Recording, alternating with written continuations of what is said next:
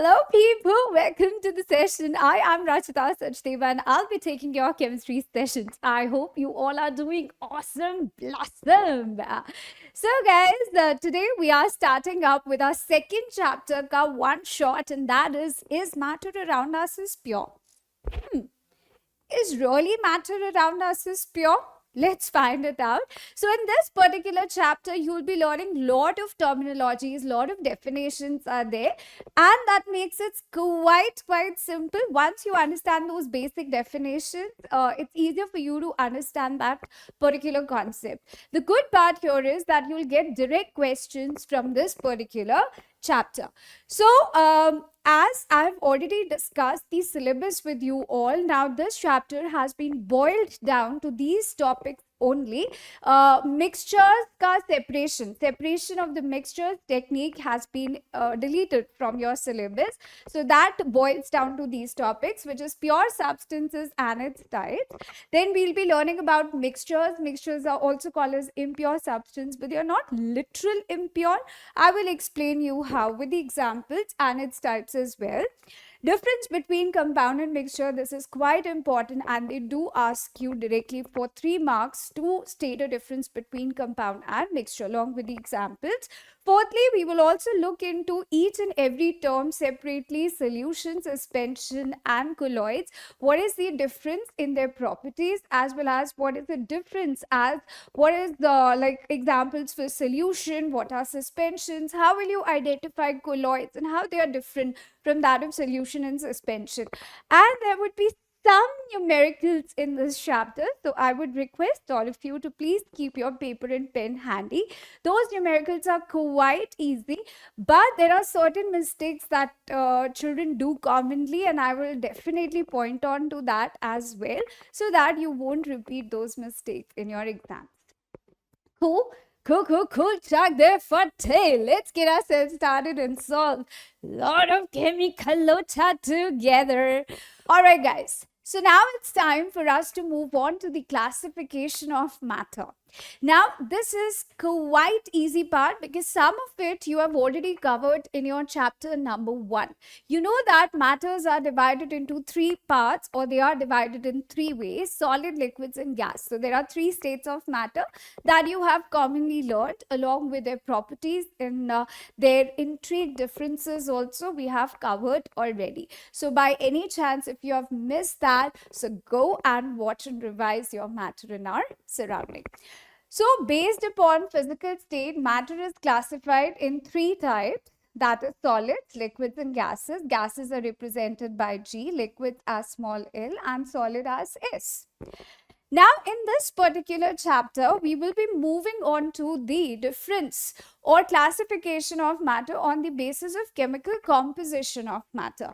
How they are differentiated based upon their chemical composition. And they are classified into 2 main types. One is pure substance and other is mixtures.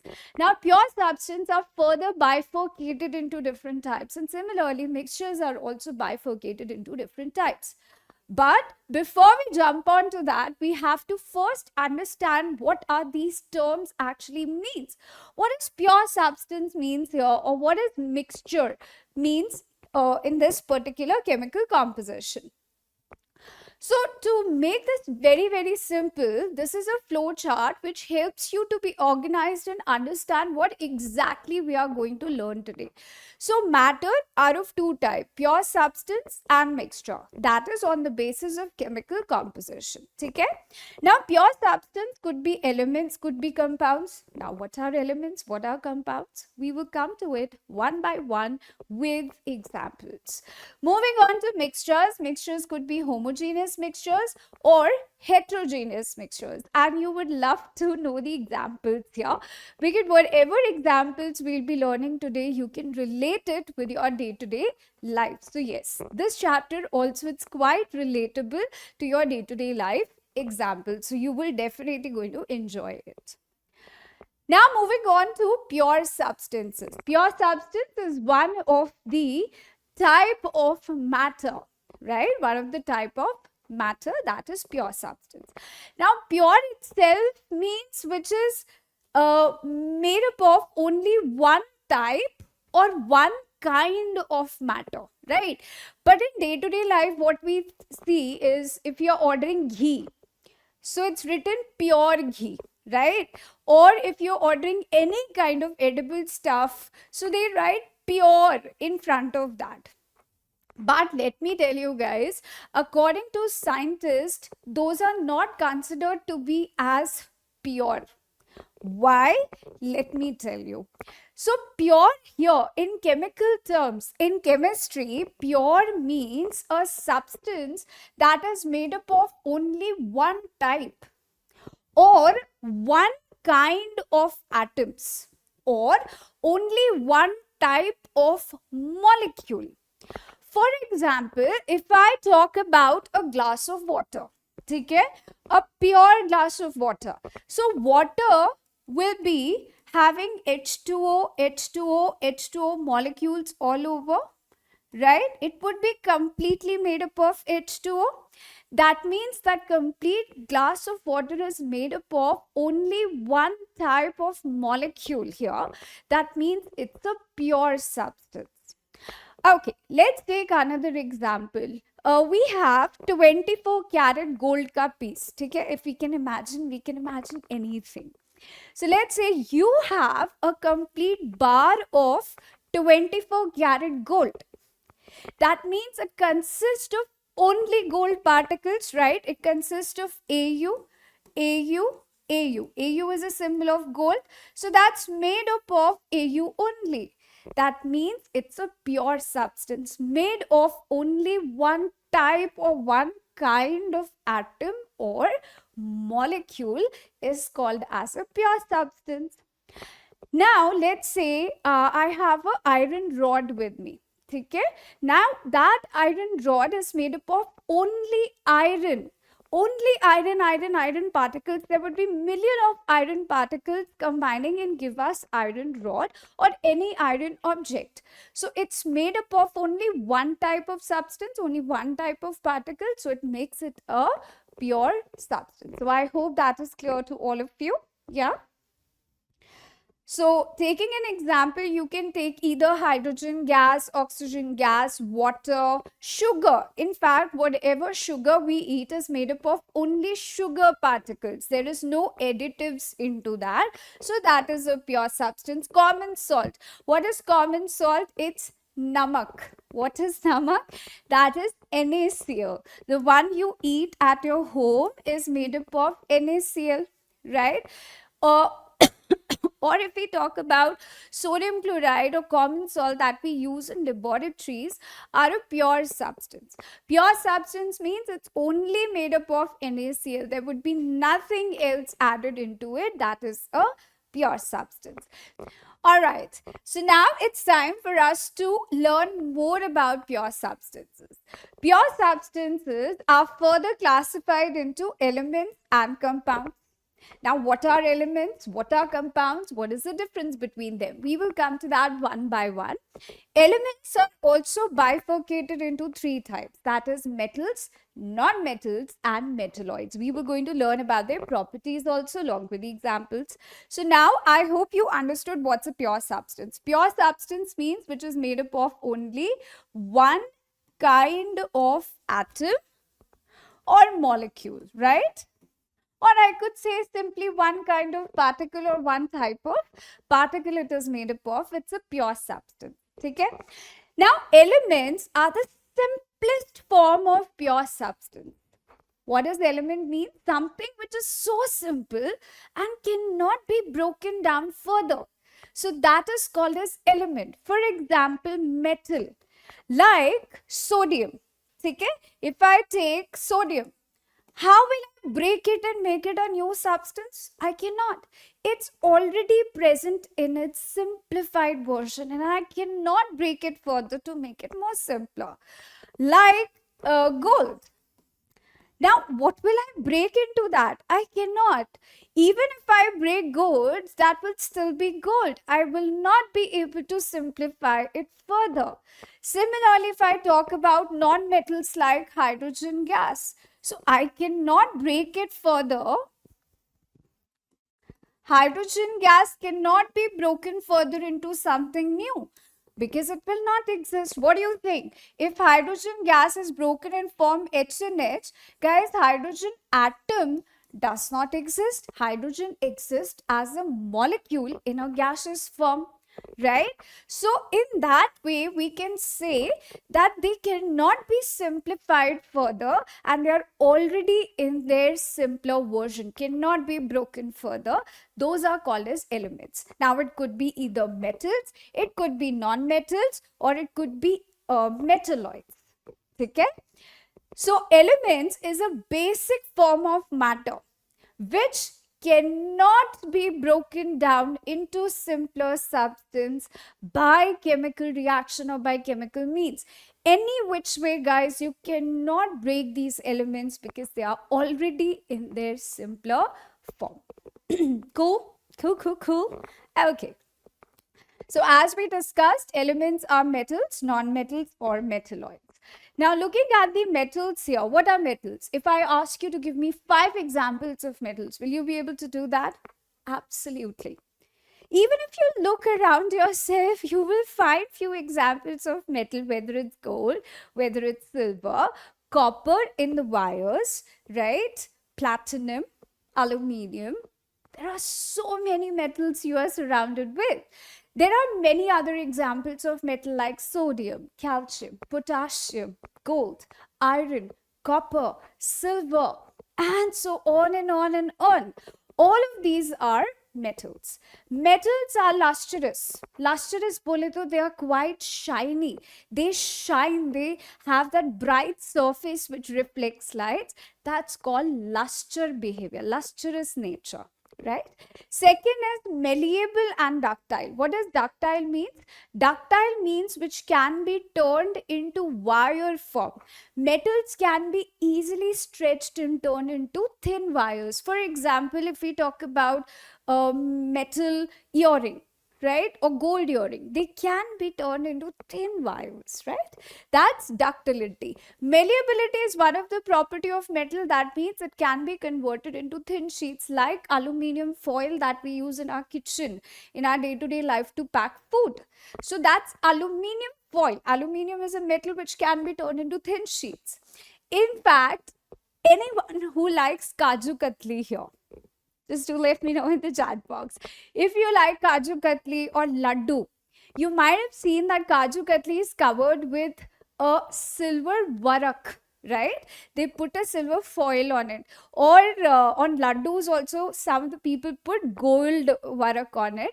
So that means they can be turned down into thin sheets, beaten down into thin sheets. Such properties called as malleability. So metals have the ability to be converted into sheets, thin sheets. They are also have the ability to be converted into wires. Like if you see copper wires in our home, electrical wires have copper wires usually. So they are copper. Copper means metal, right? And they're all shiny. Good conductor of heat and electricity, definitely. Very, very simple example. Whatever utensils you are using in your kitchen are actually metals, and you're able to cook into them because they are able to conduct heat. Isn't it? Right? That's very obvious. They are able to conduct electricity, and that's the reason we are using electrical wires all over our house made up of metals. They are sonorous. Sonorous bole to tan tan tan. That means they produces ringing sound. Metals have the ability to produce ringing sound, and that's the reason we have bells, metal bells in temples. Not only that, in schools also people use metal bells. Now please be very precise here. It's the ringing sound. Ringing sound is like tan tan tan. Okay, there are various sounds, dhab dhab dhab, pat pat pat, but you have to be clear on this. It's a ringing sound. That means sonorous. Metals have high melting and boiling point, definitely, absolutely. Acha chalo, imagine you're cooking Maggie. Okay, you have a movie night, you have planned movie night with your friends and you're cooking Maggie in your kitchen, and let's say that Maggie wala utensil starts melting. How will you feel? How will you feel? Horrific, right? Horrified. So, have you ever thought why metals that we are using in kitchen utensils are not melting? Because they are metals and metals have high melting point. That's the reason that we are using metals in our kitchen. We are putting them onto a flame and heat directly. So they have very high melting and boiling point. For example, iron, aluminium, zinc, etc., etc., etc. All right.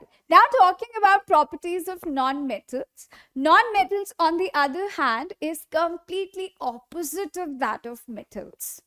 Like for example, if we talk about oxygen, hydrogen, nitrogen, sulfur, fluorine, chlorine, bromine, iodine, all of these examples are actually of non-metals. Non-metals are either in gaseous or solid state at room temperature. There are exceptions.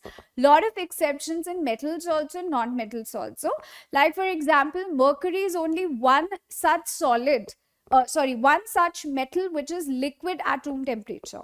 Mercury is what? An example of a metal. Metals are usually hard, they are solid, but mercury is one of that metal which is liquid at room temperature. Similarly, most of the non-metals are either gaseous or solid at room temperature, but bromine is one such non-metal which is liquid at room temperature, and that is having a reddish orange color liquid. Okay? So I'll write it down. Bromine is an exception here, which is in liquid form. Samajla? Cool, cool, cool. All right. Non-metals have generally dull surface. Bole to they are non-lustrous.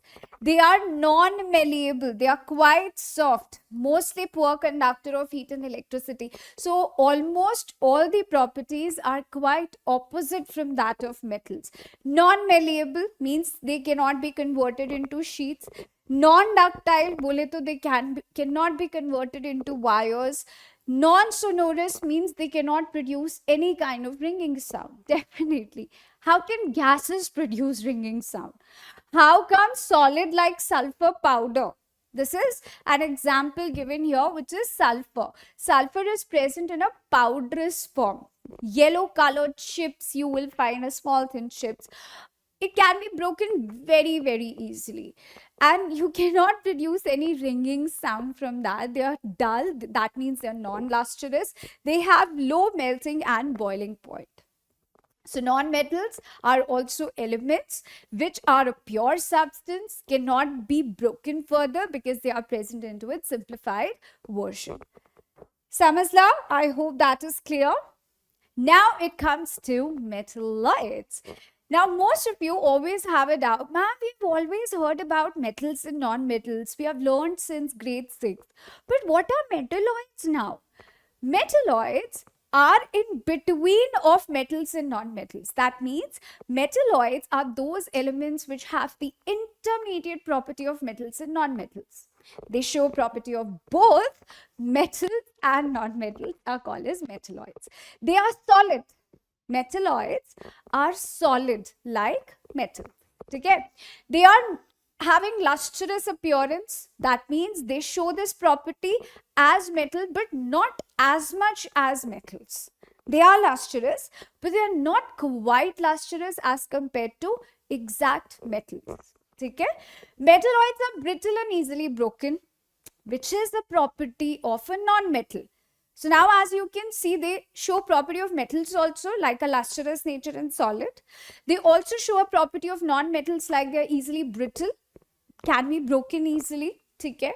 Metalloids have the ability to conduct electricity but not as good as metals. They are a good conductor but not as good as metals. So they show intermediate property of metals and non-metals, and we call them as metalloids. So metalloid shows characteristics of both metals and non-metals, and these are the only examples of metalloids. They are quite specific in number. For example, germanium, silicon, arsenic, antimony, and tellurium. Okay, so at least learn 2-3 examples out of them. That would be sufficient at this point of time, at this stage. Okay, Chagre Fatte. I hope you understood What are elements here? Let me give you a quick revision of what we have learned till now. We have learned that matter on the basis of chemical composition are divided into pure substance and mixtures. Mixtures we haven't talked about yet. We'll discuss it later. Pure substance are further classified as element and compound. So compound also now we'll pick it up after elements. We also have learned that elements are further divided into metals, non-metals and metalloids. Now what is the definition of pure substance? Pure substance means which are made up of only one type of particle. Okay. Now particle is either element or compound. Keep this straight in your mind. Particle here means it could be any element. It could be any compound, any atom or any molecule. Okay. So one type of particle is a pure substance. Anything which is made up of one type of substance. Like if it's made up of H2O, it has to be complete H2O. Nothing else has to be mixed into it. That's pure substance. Gold, it's completely made up of gold particles without adding anything into that, without adulteration into that.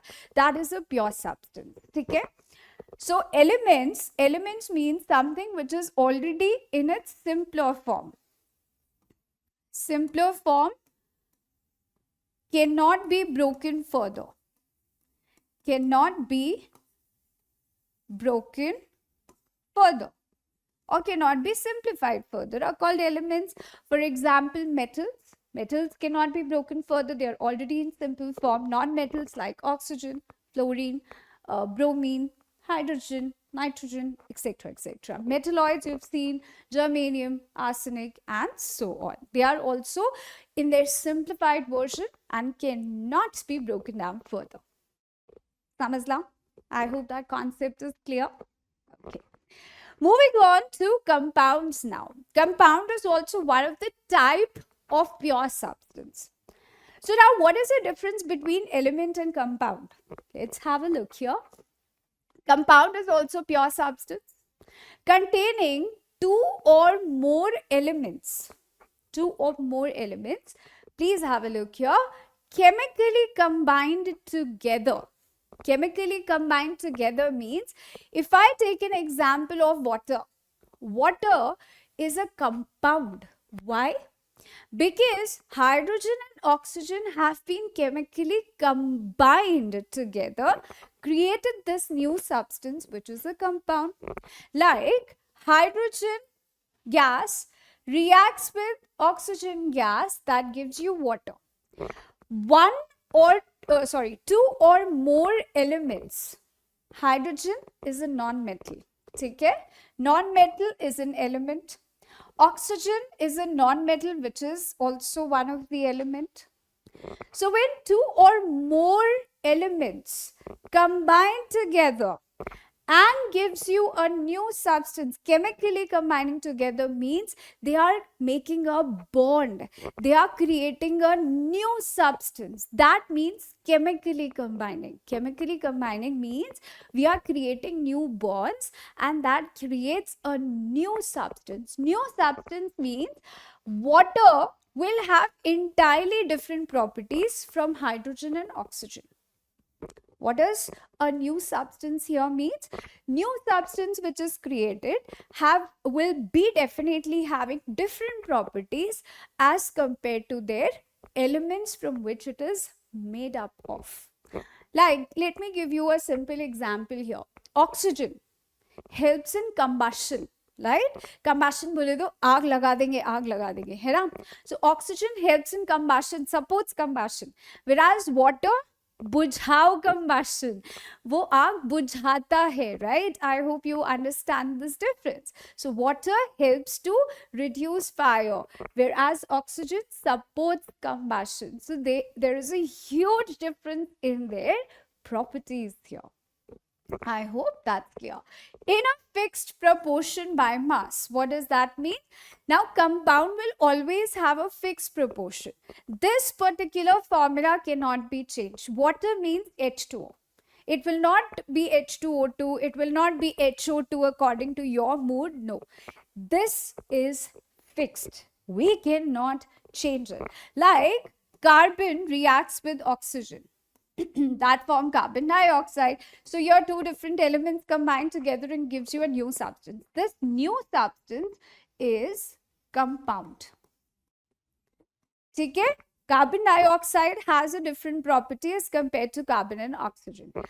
This is a compound and this cannot be changed. It's fixed. Carbon dioxide means CO2. You cannot change its composition. You cannot change its mass. You cannot change its formula. That is fixed. समझला? ठीक है? Pure substance or pure compound is a homogeneous substance. Homogeneous बोले तो homogeneous in nature means it's completely mixed into each other.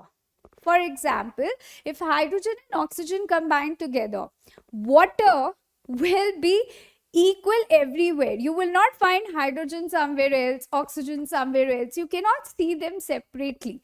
They are completely mixed into each other. They are chemically bonded to each other and they are now a new substance with new properties altogether. So for example, C6H12O6. What is this? This is the formula of glucose. What is it? It's a compound. And is compound pure substance? Yes, they are pure substance. Okay? Carbon dioxide. We all know CO2 means carbon dioxide. Is this a compound? Yes, it's a compound. It's a pure substance. Yes, it's a pure substance. Similarly, H2O, compound. C12H22O11. Guys, this is the formula of sugar. It is also compound. Okay, why I call this compound? Why I call them as compound? As they have different elements combined together. Different elements have chemically combined together and now they are new substance as a single entity we are talking about. They are compound. I will repeat this thing because most of the time children do get very confused between elements and compounds. So I'll give you more examples. If I talk about H2O2, sodium, C6H12O6, है ना? H2O, gold, silver. Now tell me what are compounds here and what are elements here. Okay? H2, it's a non-metal. Non-metal means it's a element, right? Elements are further divided into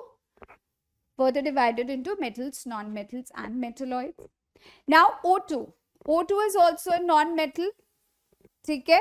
O2 is also non-metal. That means it is also element. Sodium, it's a metal. That means it is also element. It is made up of different substances. C6H12O6. Different elements have been combined together and that gives you a new substance. So that's a compound. When you see different substances combined together, it's a compound and it is also a part of a pure substance. H2O, that is also a compound.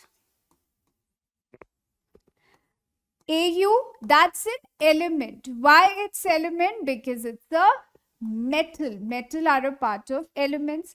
Ag is also element as they are metals. I hope now you get some clarity how to identify elements and how to identify compounds. समझला? Cool. चलिए, चक दे पत्ते.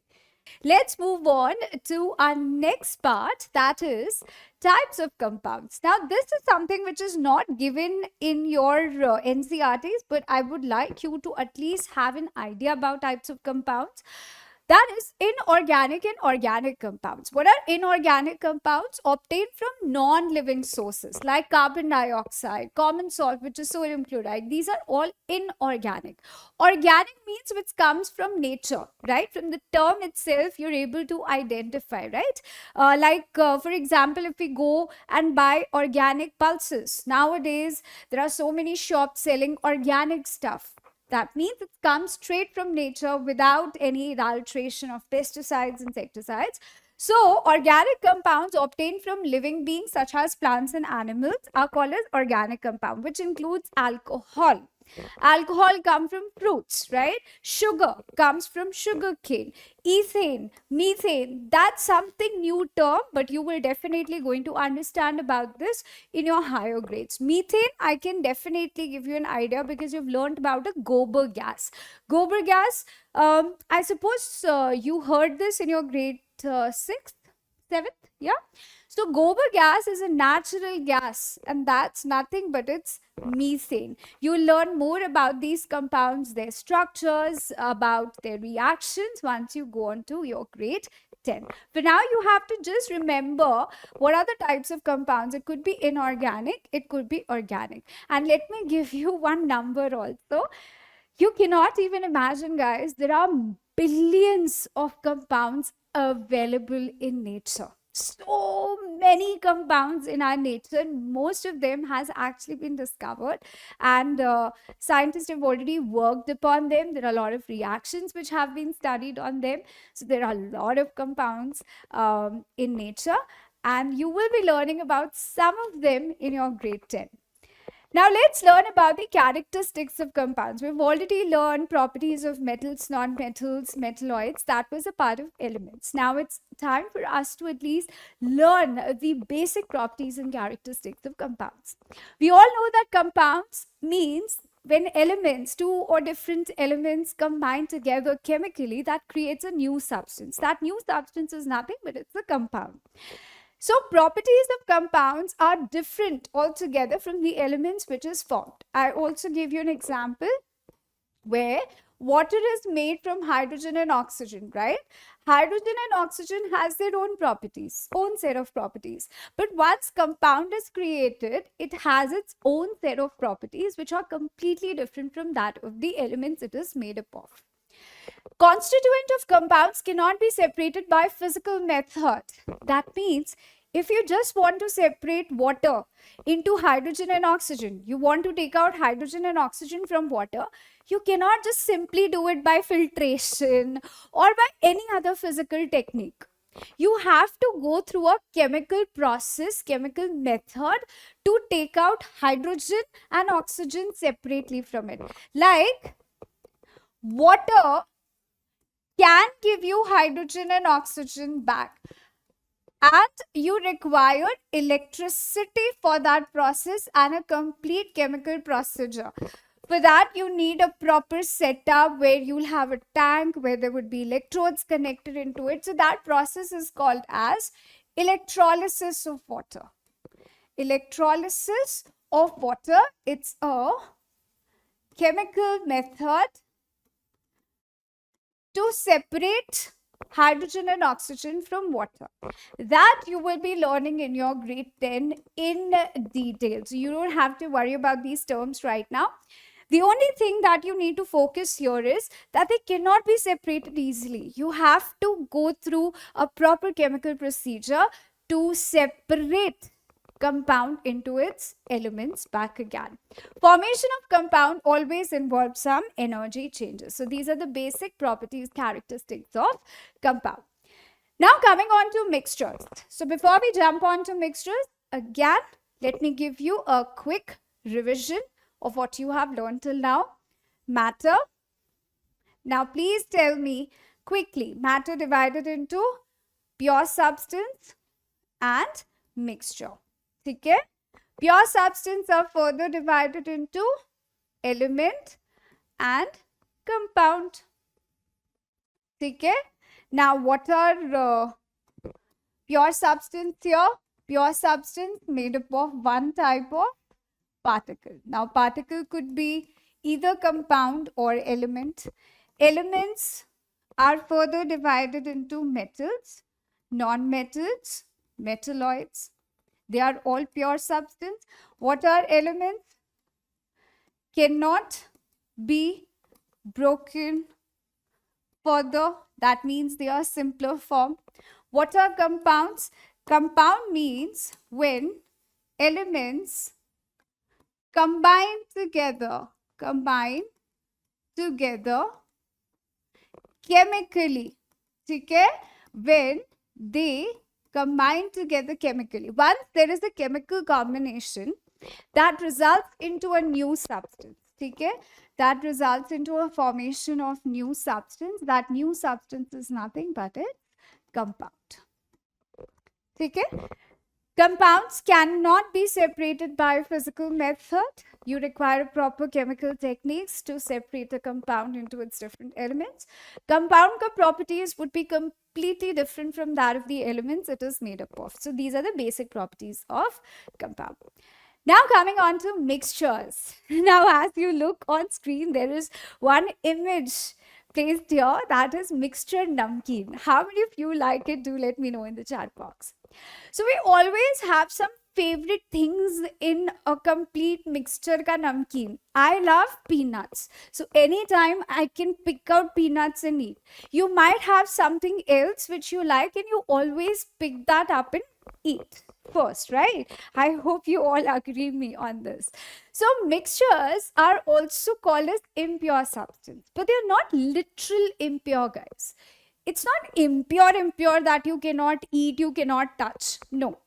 Simply they have just given an opposite name of pure substance. We call them as impure, but they're not literal impure. They are mixtures also. They are called mixtures also. Substance which consist of two or more elements, but they are not chemically combined. Please, again, listen to me. They are not chemically combined.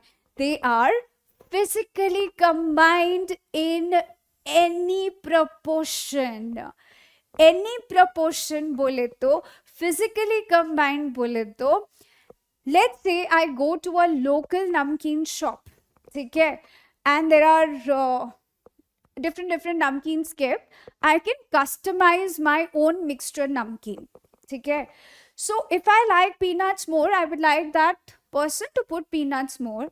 You put this particular thing less, and so on. I can customize in any proportion, in whatever amount I want.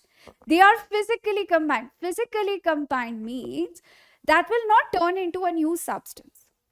Peanuts, if they are kept alag se, if they are kept separately, they are peanuts. They have their own taste.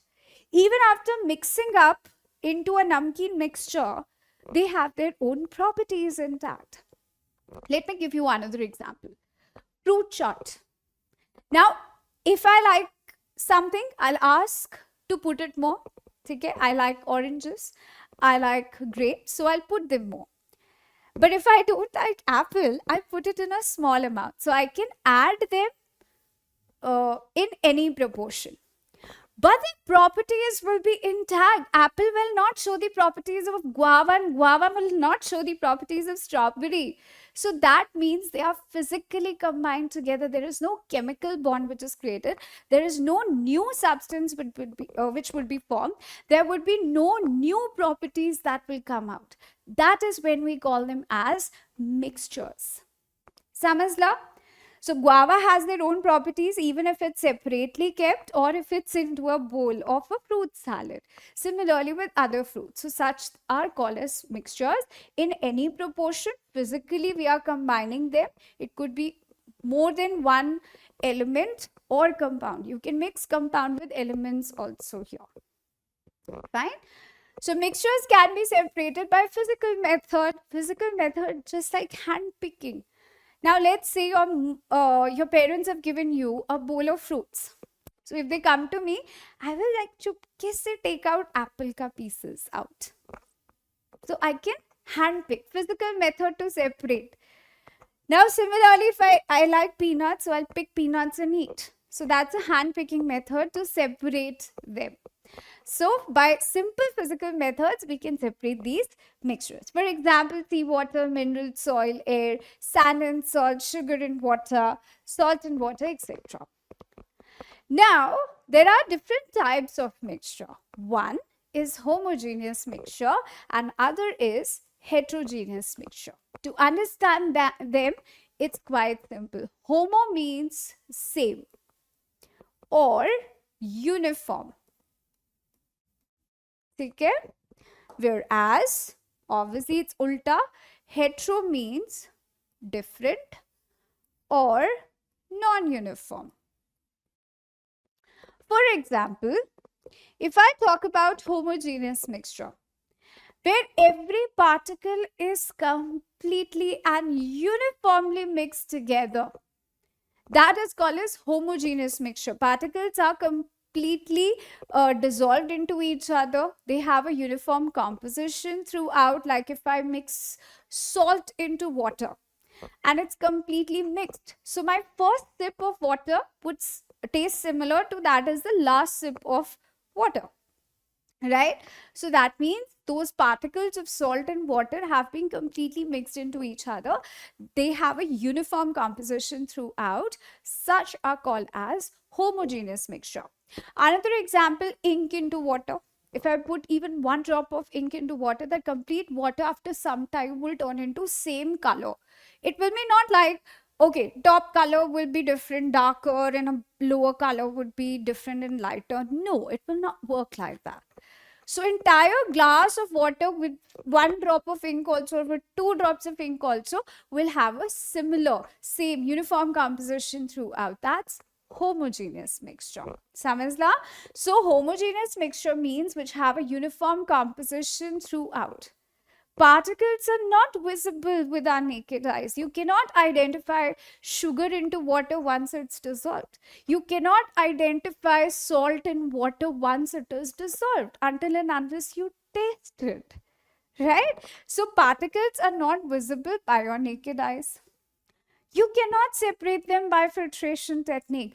I cannot separate sugar from water by just putting into a channi, by putting into a sieve or passing it through a filter paper. I cannot. Because particles are so small and they have completely diffused into each other. They have completely get into the spaces of each other. I hope that's clear. Those are the terms are clear. Huh? So separated by filtration cannot be done. They're quite stable. Stable bole to particles will not settle down. They are completely stable. They are completely mixed together. Even if you keep them for some time, they will not settle down. Like sugar, particles will not settle if you keep it undisturbed. They are completely dissolved. There would be no visible beam of light from a homogeneous mixture once you pass a torchlight. That beam of light will not scatter, that will not be visible because particle size is so chotu that light cannot hit those particles. Whatever torchlight you're passing, that will go straight, that will pass straight. Because particles are so chotu, so small that they cannot even hit the light as well. Clear? So mixture like sugar and water, salt and water, copper sulfate in water. You have not learned this, but let me tell you, copper sulfate into water, once they are completely mixed into each other, they'll create a solution which will look blue. Yes, that's quite beautiful. You will be able to see these things practically once you go to your grade 10. So yeah, copper sulfate and water will completely mix into each other and that gives you blue color solution. That is also homogeneous. There are other examples also, yummy examples, and I have no intention to make your mouth water, so kripya karke apologize for that already. There is no intention to make your mouth water. Green tea or any kind of tea, everything will be completely dissolved into each other. Cold drink, soda water, lemonade, these are all examples of homogeneous mixture where each and every particle will be completely dissolved into each other, make a uniform composition throughout. So if I take a sip out of this, my first sip will taste similar to my second sip as well as third sip and the last sip. That means particles have been distributed properly to each and every corner. That is uniform distribution. Now moving on to one of the example of homogeneous mixture.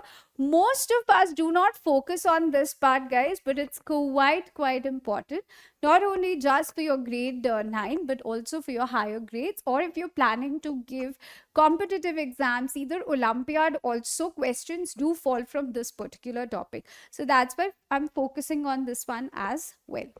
So this is one of the example of homogeneous mixture and that is alloy. What is alloy? Alloy is a homogeneous mixture of metals with metals or metals with non-metals, is called as homogeneous mixture. For example, stainless steel. You use plates at your home to eat food, right? You use bowls, spoons. They are all made up of stainless steel. Stainless steel is not just one metal.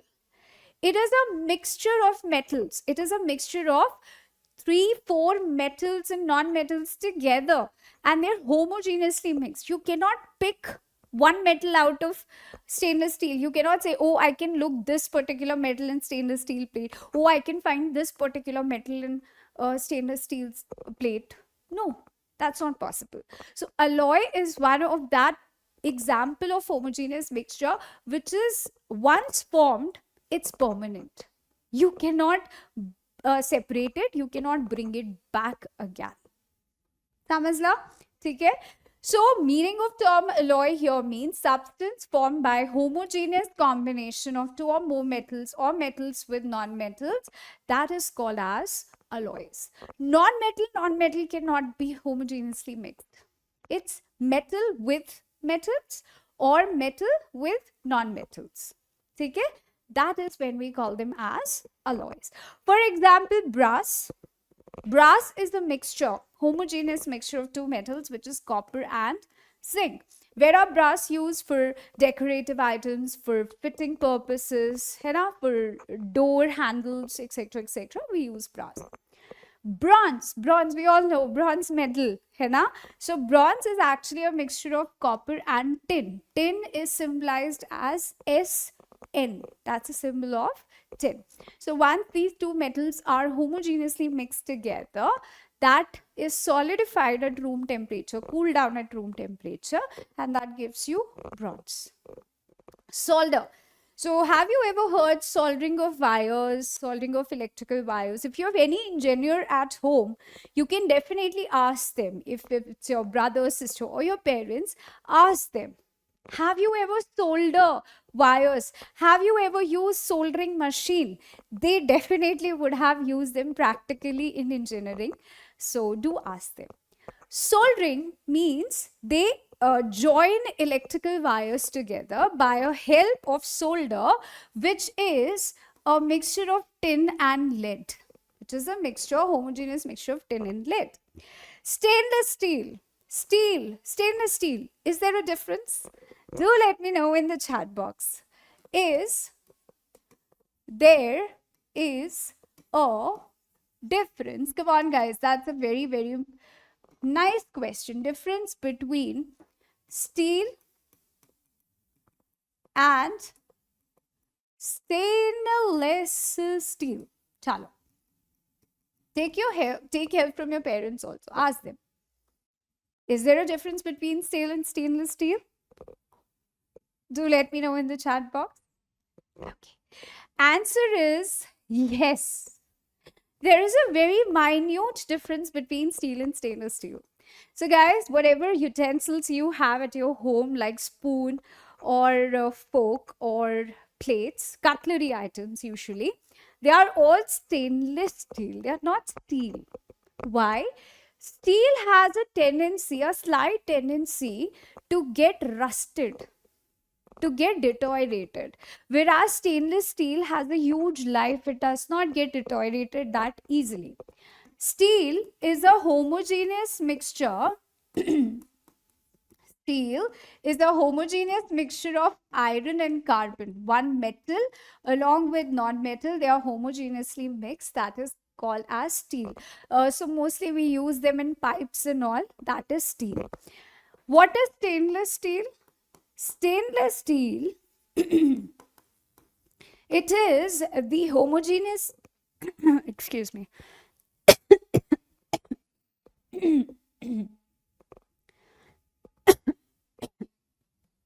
Okay. So steel is a combination, it's a homogeneous mixture of iron and carbon. One is metal, other is non-metal. Whereas stainless steel is a homogeneous mixture of 4 elements. So to learn that, okay, tell me in the chat box, do you like sneaker chocolate? Or have you ever heard about sneaker chocolate? Huh? There is a simple trick that I will be telling you here. See, ne, kar, and iron is one of the major elements here. Right? So C, Ni, Kar, iron, that you can learn very easily. So these are 4 elements which are homogeneously mixed together to give you one of the alloy, which is stainless steel and has a huge life. It's quite strong, very, very hard, and do not rust at all. Whereas in case of steel, they are also hard, not as compared to stainless steel, and they can rust as well. So that's what about the difference between steel and stainless steel. I hope that is clear to all of you. So you can have fun with this, play with this and ask your friends also and tell them that we can learn this composition by a chocolate name, that is sneaker. Sneaker. And iron is one of the major components that you can learn, huh? All right, guys. So that was all about homogeneous mixture. Coming up to heterogeneous mixture. Hetero, as I told you before, hetero is completely opposite to that of homogeneous mixture, where they will have a non-uniform composition. Non-uniform bole to particles will be unevenly distributed throughout. You can see those particles visibly from your naked eyes. For example, if I mix sand with water, one can identify sand particles in water very easily. If I put chalk into water, definitely chalk is visible into water. So such are called as heterogeneous mixture. Other examples like oil in water. Oil floats on water. So I can easily see that. Such examples where particles are not evenly distributed or non-uniform composition throughout are heterogeneous. Particles are visible by naked eyes, can be separated by filtration techniques. So I can just filter out chalk from water, I can filter out sand from water, I can filter out oil from water, right? But there is a different techniques of separation here, different techniques of filtration here. That is not in your syllabus anymore. So, smile. All right, mixtures are unstable. Unstable means once you mix chalk into water, particles will be floating all over. But once you keep it undisturbed, those chalk particles will slowly and gradually settle down at the bottom. So it is unstable first, particles settles, but it takes time. Path of beam of light is visible through heterogeneous because particles are big enough. Once light is passed through it, those light beam will hit to those particles and scatter. So you can easily see that beam of light, scattering of light, and it's quite visible in case of heterogeneous mixture. There are n number of examples. In fact, bowl of fruit salad is also an example of what? Heterogeneous mixture. In fact, if you say cereals with milk, that is also an example of heterogeneous mixture, right? Sand and water, mud and water, oil and water. All of these examples are of heterogeneous mixture. Now. It's a show time. You get 3-mark question from this particular difference of mixtures and compounds. You have now learned what are compounds. Compounds are a part of pure substance. You know what are mixtures. Mixtures are of 2 types, homogeneous, heterogeneous mixtures. You know the definitions of all of these terms. All the important terminologies till now has been completed. Samazla, give me a thumbs up in chat box if it's crystal clear. Then we'll move on to a difference between mixtures and compound one by one. Starting up with mixtures are composed of two or more elements or compounds, but they are mixed physically. As I told you, their properties will not change even if you mix them together or if they are kept separately. They are called mixtures. You can keep an example in your mind of fruit chart. So even if fruits are kept separately or they are mixed together, their properties are still same. So they have been mixed together but physically. Whereas in case of compounds, there is a chemical combination. Chemical combination bole to they have made a bond together, chemically bonded together, and now they have their own properties. They are a new substance. That is called as compound. Mixtures, constituents are not in fixed ratio. You can put them in any proportion. Now, if I want to have a lemonade, I want more sugar or more lemon. It's up to me. It's your choice. If I want to have more fruits like strawberry or grapes, it's my choice, right? So here in case of mixtures, proportion is not fixed, whereas in case of compound, composition will be definitely into a fixed ratio, in a fixed proportion. You cannot change it. Okay? In case of mixtures, it shows properties of all constituents. So their original properties are still intact. That will not change even if we mix them all together. Whereas in case of compounds, properties will completely change. Hydrogen, oxygen combined gives you water. Water has its own properties. Hydrogen, oxygen has their own set of properties. So in compound, they have different properties from the constituent elements. Samajla? In mixtures, components can be separated by physical method. You can hand pick, you can do filtration techniques. So that's a physical way to separate them. Whereas in compound, you really need to do some hard work in laboratory to get them separated. So that's not an easier task. So components can be separated by only chemical method, not physical method. So that's a basic difference. Now guys, one advice here, if in your exams they do ask you to write a difference, it's mandatory for you to write the examples. Being a practical subjects, examples are must. Even if you are writing any definition, examples has to be given by default, because to explain any practicality of a subject, examples are must. So please note it down somewhere. Examples are mandatory even if question asks you or not. Now, if this question comes for 4 marks, let's say you'll write 4 points along with example. Example cannot be added as a point. You will not write 5th point as an example. No. Example is not considered as a point. It's separate and it's mandatory. So if I want to write the examples here, I would write hydrogen, oxygen, sorry, not elements. Cut. All right, so if I want to add examples here, so I'll add even a fruit salad I can add. You know, I can also add sand with iron nails. If I put iron nails into a sand, they are quite visible. They are heterogeneous. They are mixtures. And in case of compounds, if I want to add, I could write carbon dioxide, water, sugar, C6H12O6, glucose, etc., etc. I have n number of examples to write under this category of compounds. I hope that is clear to all of you. All right, guys, on that positive note, let's move on to solution.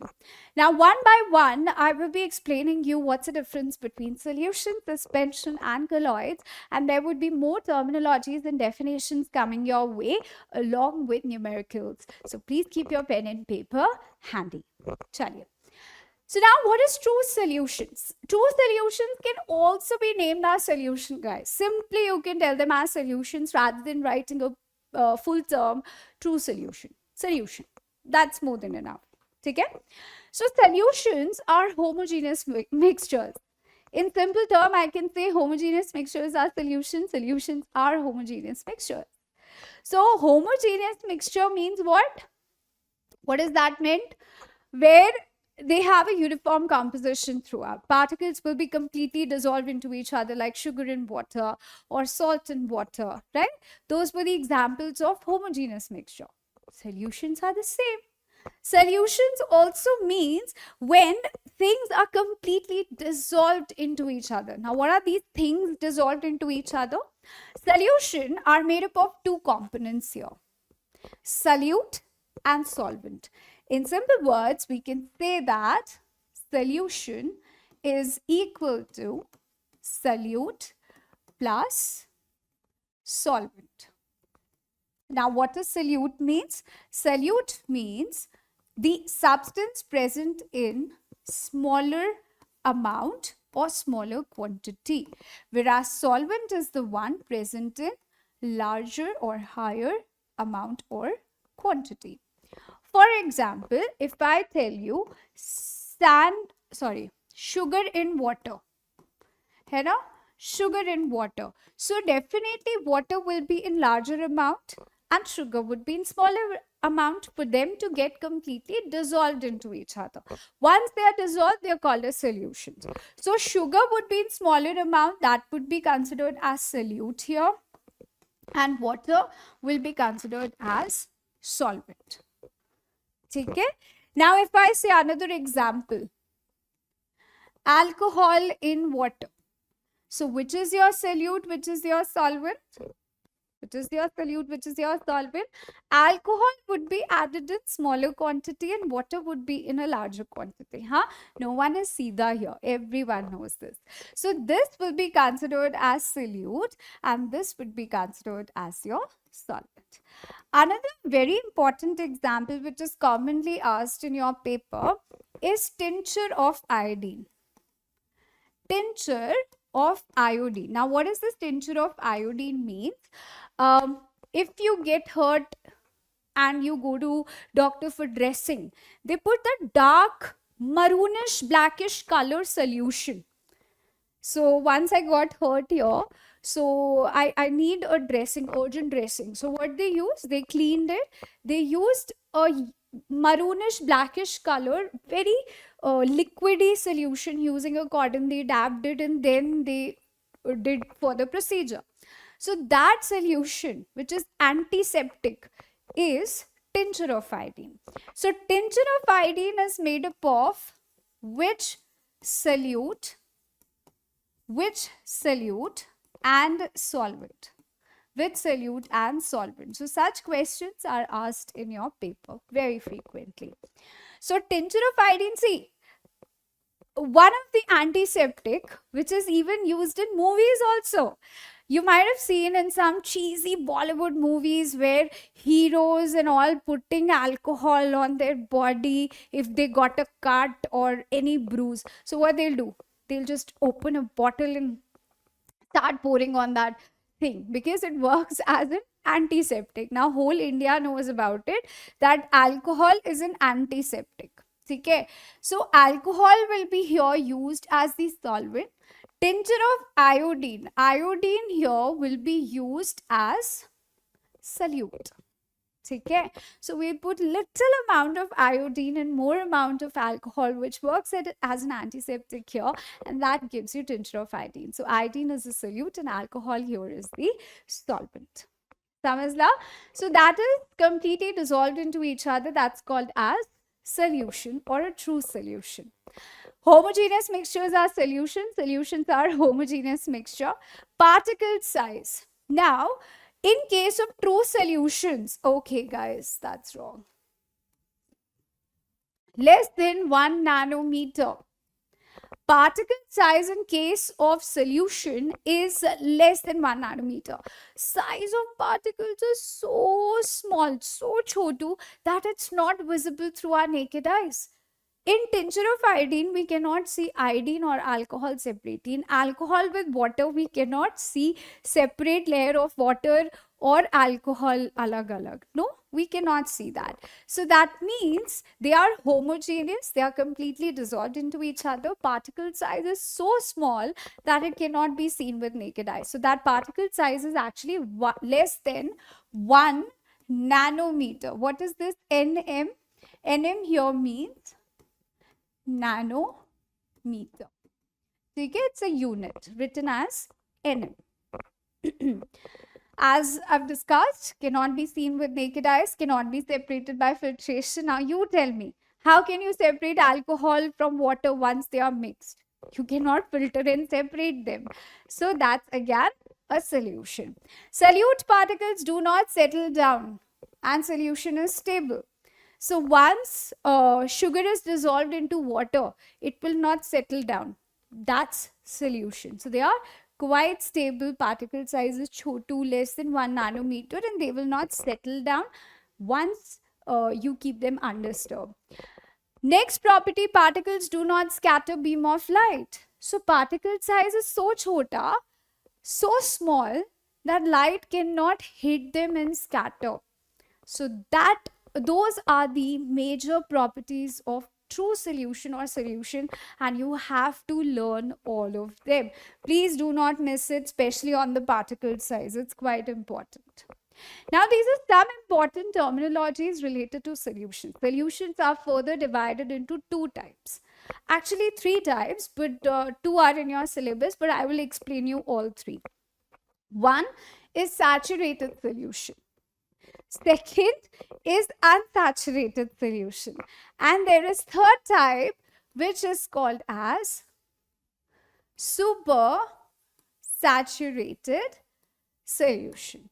So there are total three types of solutions that you will learn: saturated, unsaturated, and supersaturated. But these two are usually asked in your paper. Now, what does saturated and unsaturated means? I'll tell you with a simple vocabulary term. Okay? My brain is saturated, man. Now I cannot learn more. I cannot take it more. Okay? If two people are fighting, another person will say, oh, man, I'm saturated. Now just stop this fight. I cannot take it more. Saturated means that's it. I cannot take more than that. I have reached to my limit to that particular level. I cannot take more. That means saturated. Okay? Saturated here in case of chemistry, in case of solutions as we are talking about, we know that solutions are always made up of two components, solute and solvent. There has to be both the components. Solution can be made with those two components only. If you think only solvent is there and becomes solution, no. If there is solute only, that will give you solution, no. Both has to be dissolved into each other to give a solution. Now, in case of saturated, when no more solute can be dissolved at a given temperature, let me give an example to you. Now, let's say I've taken a beaker with 100 ml water in that. Okay? I've added 1 spoon of sugar. Okay? Will it dissolve? Will it dissolve or not? It will dissolve. Once you stir it, it will dissolve. Now, let's say I've added 3 spoons of sugar in this one. Okay? 100 ml water, same. Already 1 spoon have been added. I'm adding 3 more into that. Now let's say adding total. Total is now 4 spoons. Still, it will get dissolved. Just imagine. Still those 4 spoons got dissolved completely. Now at a given temperature, I will add 1 more spoon to it. That means total, it's a 5th spoon, 5 spoons total we have added in 100 ml. Now, once I've added the last spoon of sugar, it will remain undissolved. Same in 100 ml water. Now, it would be like, bas karo bhai, mujhse na ho paega. So that what happened with the last stage. As we added 1 more spoon, water has rejected and told, bhai, I have already dissolved as much as I can. Now it's a limit. I cannot dissolve. So the rest of the sugar will start settling onto the bottom of the beaker. And that is when we call them as saturated. This type of solution is then called as saturated solution. And till the time all of these solutes can be dissolved into water, till this stage it is called as unsaturated solution. समझला? Clear है boss? Once solution stop dissolving more solute, it's called as saturated. That means its limit has reached, no more solute can be dissolved. But till this stage, all of the solute can be dissolved in a given solvent at a given temperature. That is called as unsaturated. Now, let's talk about supersaturated.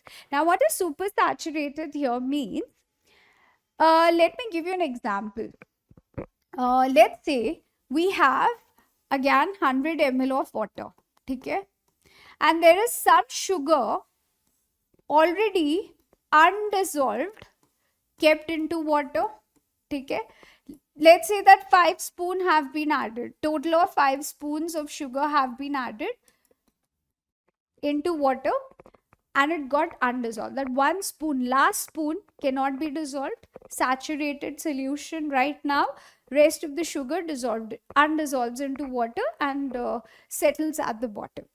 Cool? That was the last stage where we left. Now, if I heat it,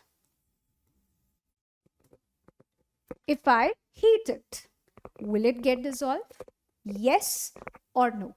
Do let me know in the chat box. Will it dissolve if I heat this particular solution, saturated solution?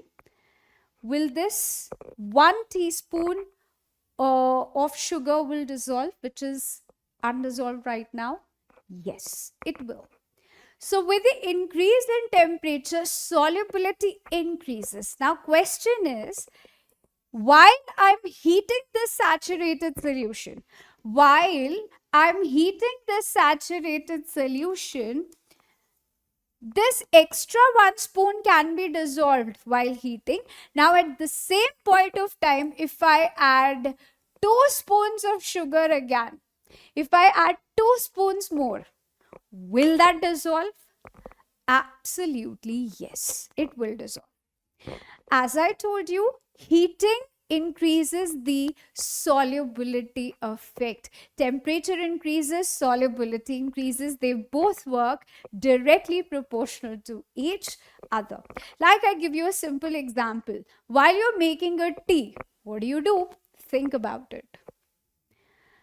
So a solution becomes saturated if solute starts separating at the bottom of the container in which solution is prepared at a given temperature. In simple words, when no more solute can be dissolved in a solvent, in a solution at a given temperature is called as saturated solution. Okay?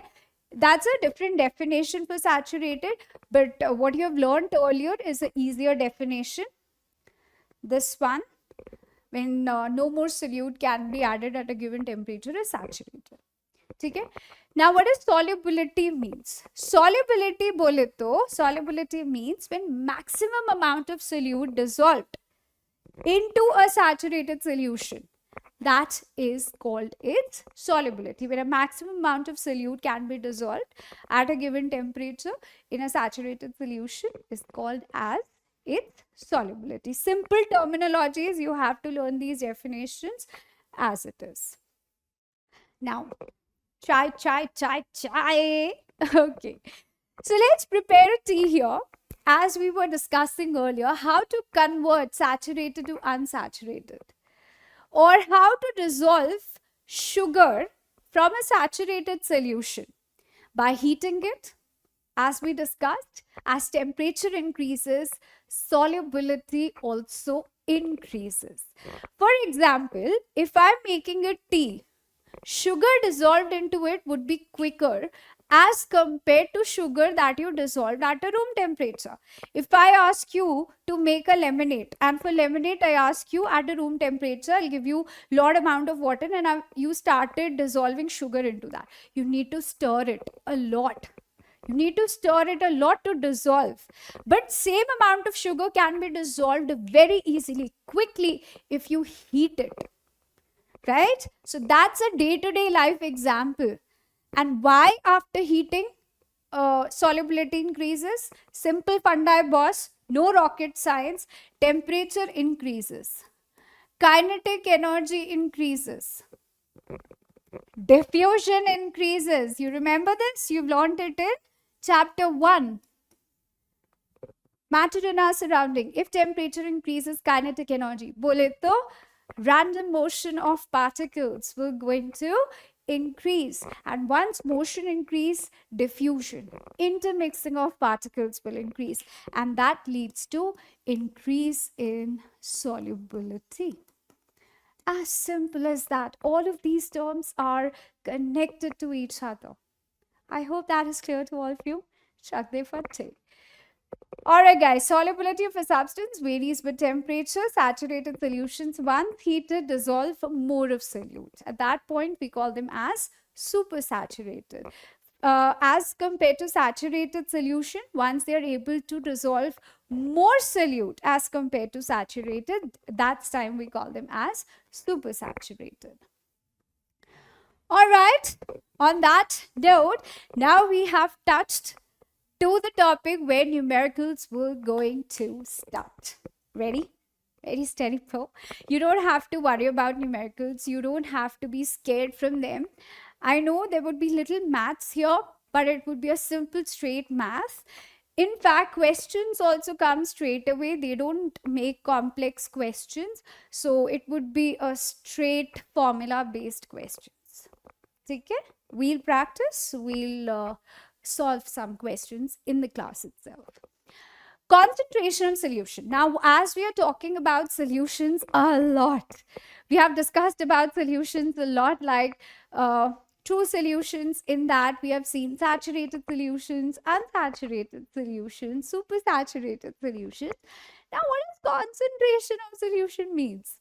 Concentration of solution means, now if I say 100 ml water, okay, and I've added 2 spoons of sugar,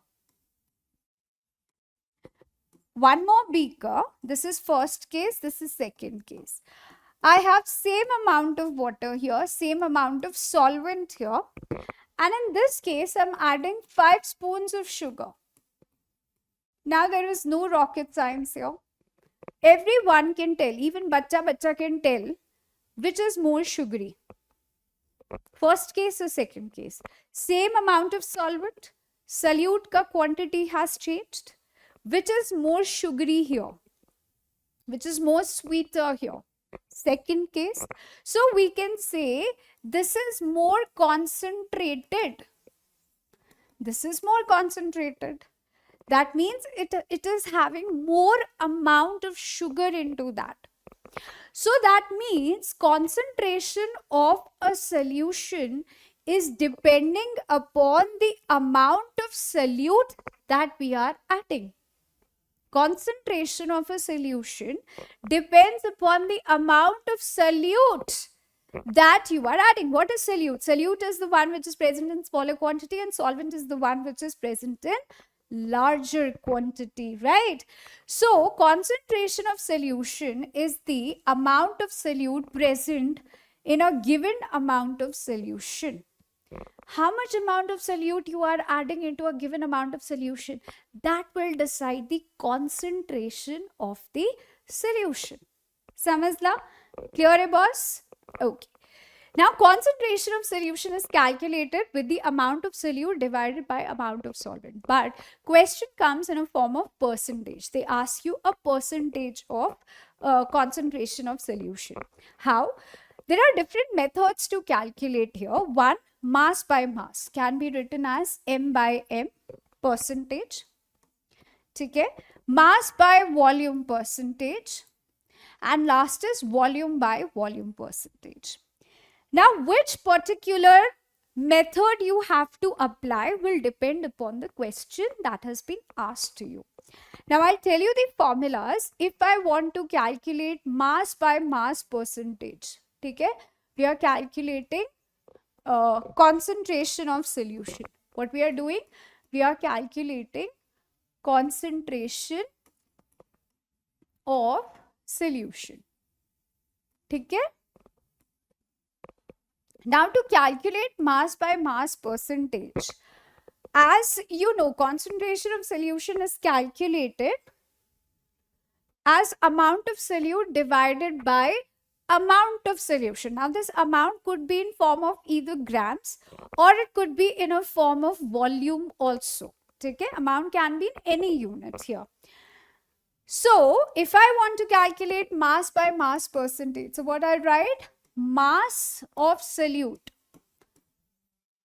Mass of solute divided by mass of solution. So, instead of amount, I have wrote it as mass because I'm calculating in terms of mass in form of grams.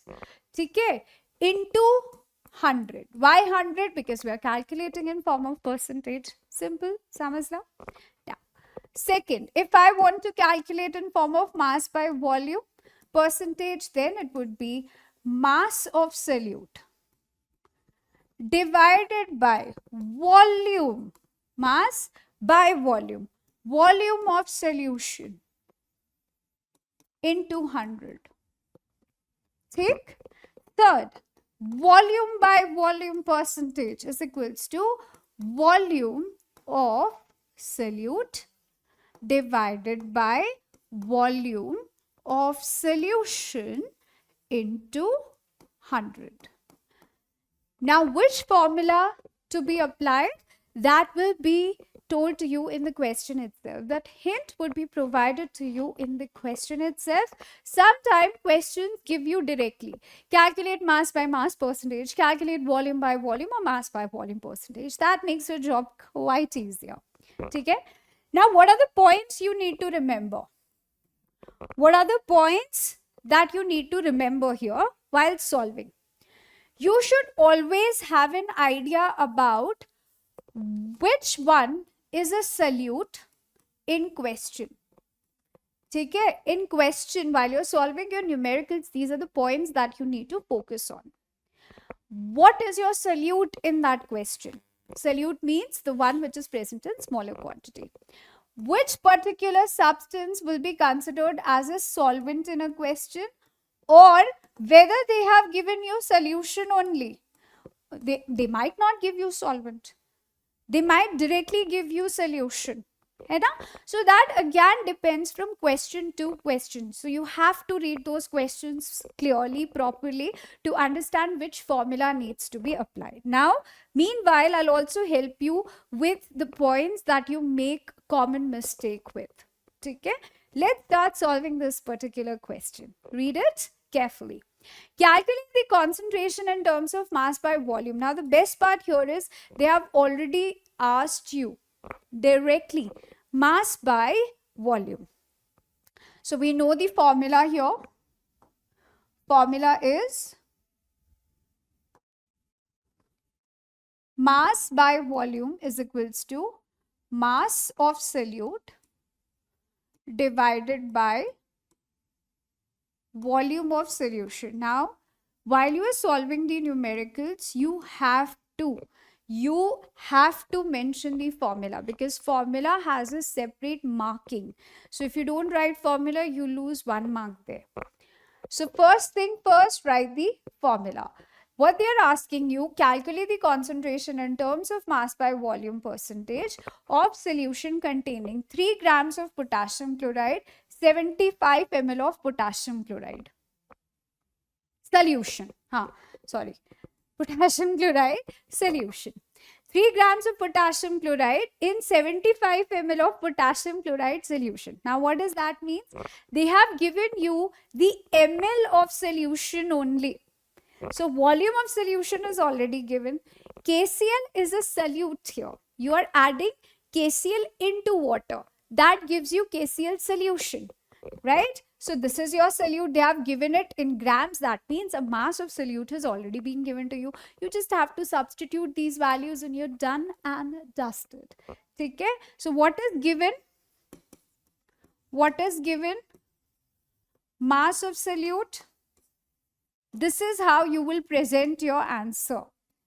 Volume of solution, which is 75 ml. This is given.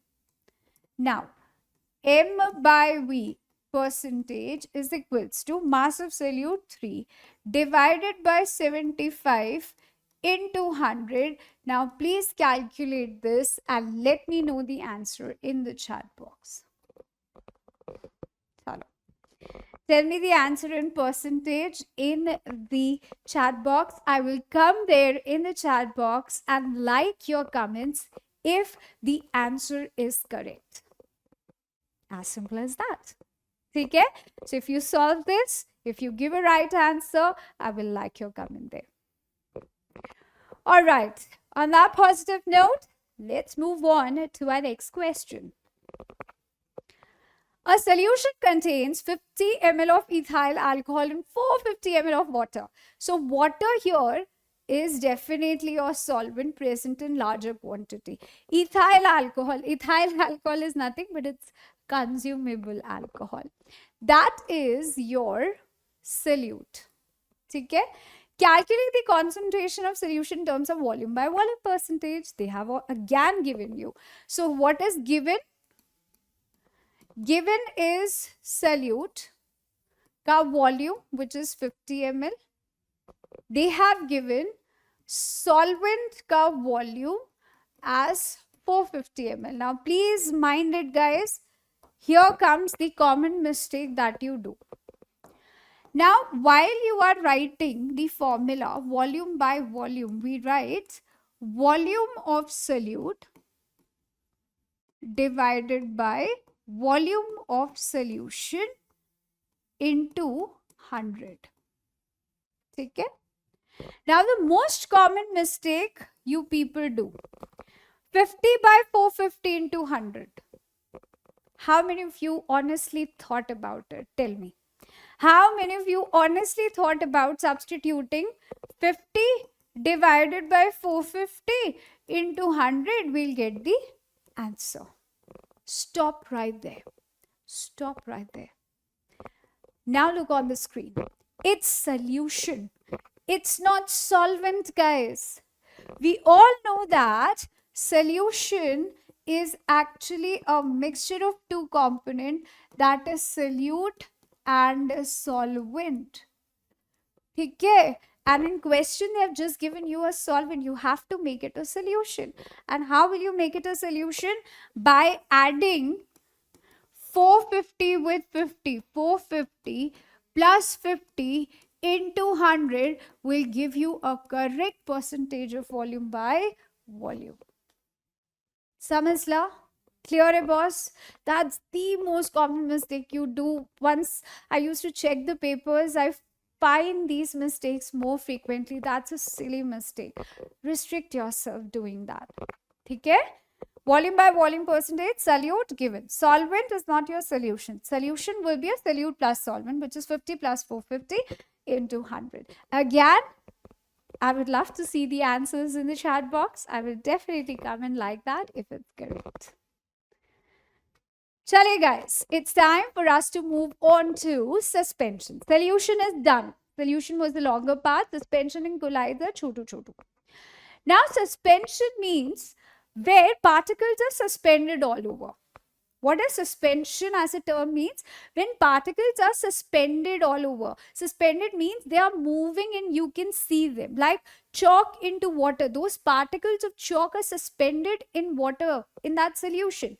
They are moving around and we can see them with our naked eyes. That means those particles are big enough to be visible through our naked eyes. So suspension is nothing but it's a heterogeneous mixture. Particles are quite visible. They can be separated, right? So those are heterogeneous mixture, have a non-uniform composition throughout. Example, as you can see, fruit salad is also one of the example. Chalk in water, है ना? sand in water. So this is actually a chalk, if you can see. All right. Now, what are the properties? As you've learned the properties of solution, obviously, as I told you, particles size in case of suspension would be bigger as in compared with solution. So particle size is greater than 1000 nanometer. Greater. Now, in some of the books, it's written 100. So please correct it. Cut it and correct. It's 1000, not 100. So if you have older versions of book, you have that mistake in your book. So please correct it. It's greater than 1000 nanometer. Literally, it's so bad that now whatever particles you see, that means their particle size is greater than 1000. Our eyes can detect particles which are greater than 1000 nanometer. So suspension is heterogeneous, number one. Particle size is big enough, which is greater than 1000 nanometer. Nm is 1000. And here, Nm means nanometer. Particles can be seen with our naked eyes. Can't you see mud into water? We can see.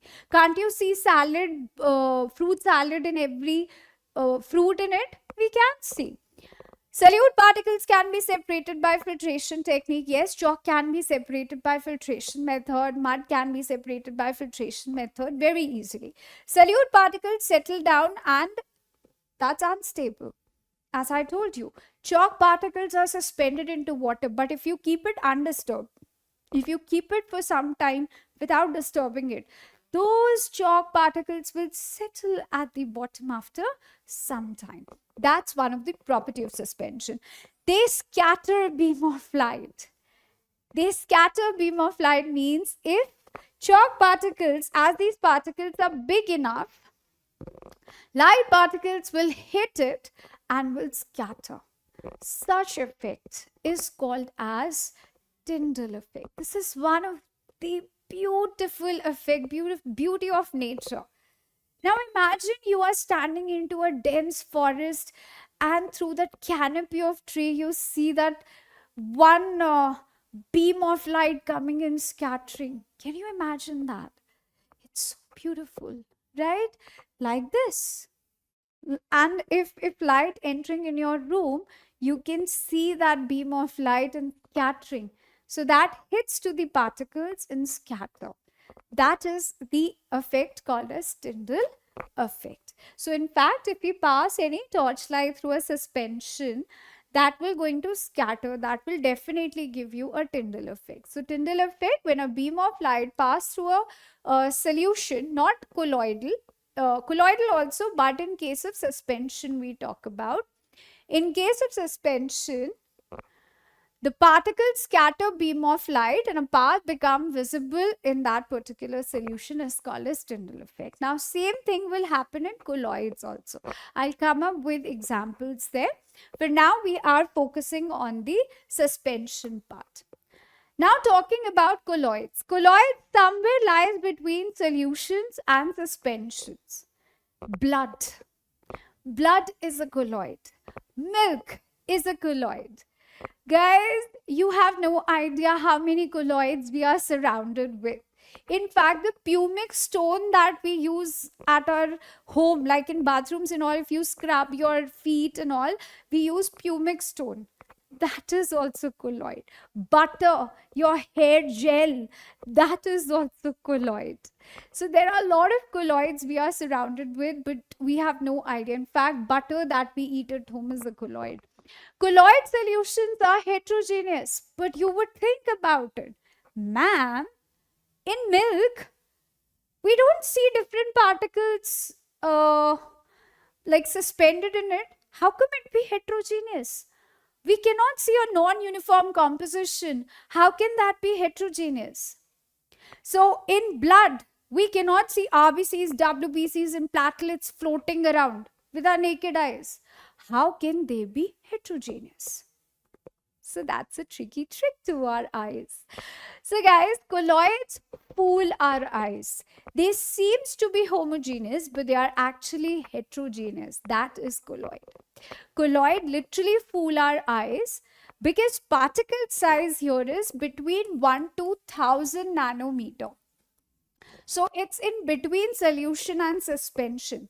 They look like they are homogeneous, but they are actually heterogeneous mixture. Usually you make this mistake, so please mark it. Important. Okay? Colloids are heterogeneous mixture. So looking at these properties, they are heterogeneous.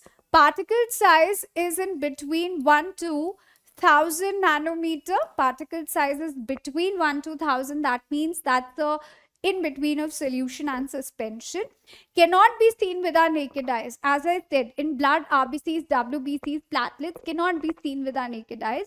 They seems to be homogeneous, but they are actually heterogeneous. They cannot be separated by simple filtration technique. What do you think? If we pass milk through a filter paper, that cream and ice cream will be separated. No. If we pass blood through a filter paper, RBCs, WBCs, platelets will be separated.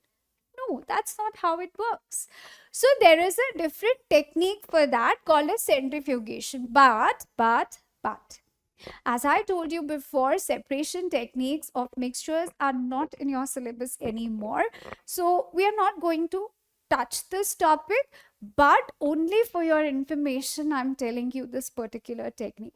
So not filtration, but colloids can be separated by a technique called as centrifugation. Okay? Only for your extra knowledge. Solute particles do not settle down. Obviously, if we keep blood for some time, it will not be like RBCs, WBCs and other cells will be separated. No, they will not settle down at the bottom. Particles scatter light because they are heterogeneous. Particle size is big enough to scatter light, but they are small enough to be seen through our naked eyes. So it's in between. We cannot see those particles, but light can be scattered by hitting those particles. So particle size is big enough to scatter light, but small enough to be seen with our naked eyes. So it will going to show Tyndall effect. In fact, you can do this experiment at your home also. You can take one black chart, take a glass of milk, pass a torchlight through that. So as it's a colloid, it has particles in it which are big enough, which can scatter light. So once you pass torchlight through that, those particles of milk will be, those light particles will hit those milk particles and will scatter. And you can see that very clearly on your black sheet in dark room. Try it out. You would see that scattering of light very clearly. All right, guys. So these are certain images where scattering of light is visible. And this is the overall difference between solution, suspension and colloids, which do come in your paper for 2 to 3 marks. In fact, such questions in section A also come for 1 mark. They'll ask you a particle size. They'll ask you about Tyndall effect and so on. So suspension size greater than 1000, big enough. Colloids 1 to 1000. In between suspension solutions, particle size would be quite small, smallest, less than 1 nanometer, cannot be visible. Filtration possible in suspension, not in both the cases, like colloids and solution. Settling of particles, suspension, in that it's possible. Chalk can chalk can settle at the bottom of the beaker, one kept undisturbed, but in case of colloids in solution, it's not possible. Tyndall effect can be shown by both heterogeneous. They are both heterogeneous. They show Tyndall effect, but in solutions they cannot because particle size is quite Chhotu, quite small.